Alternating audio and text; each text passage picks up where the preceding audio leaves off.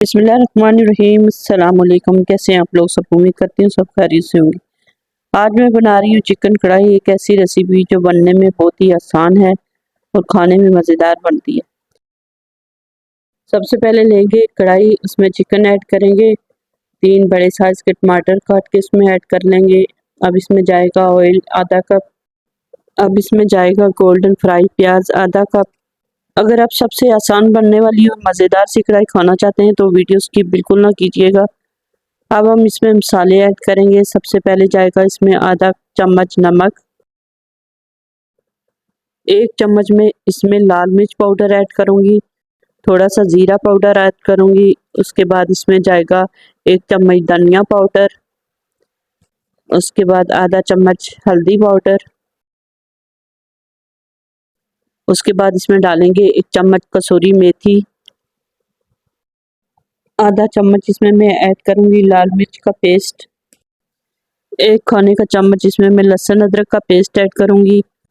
अब इसमें मैं 2 सब्ज़ इलायची ऐड कर दूँगी। उसके बाद इसमें जाएंगे 2 लौंग, 6 से 7 काली मिर्च के दाने।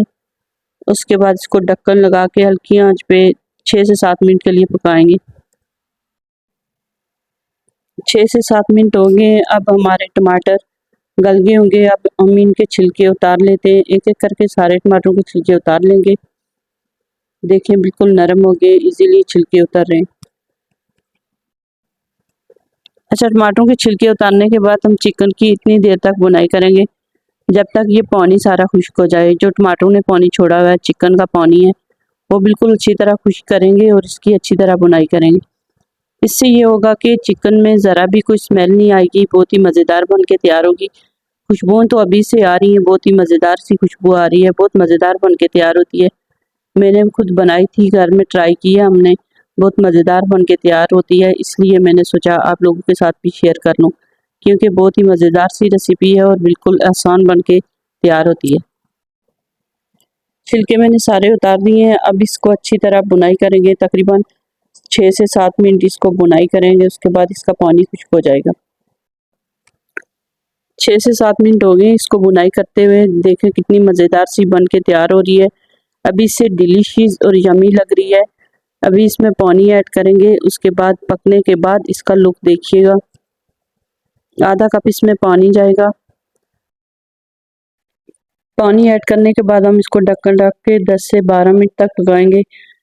उसके बाद जाके हमारी कढ़ाई तैयार होगी। 12 मिनट पकने के बाद ये देखें हमारी कढ़ाई इतनी यमी और डिलीशियस लग रही है। एक बार लाजमी ट्राई कीजिएगा और मुझे कमेंट करके लाजमी बताइएगा कि आपको कैसी लगी ये रेसिपी। इसके साथ ही मैं इजाज़त चाहूँगी। मिलते हैं एक नई रेसिपी के साथ। अल्लाह हाफिज़।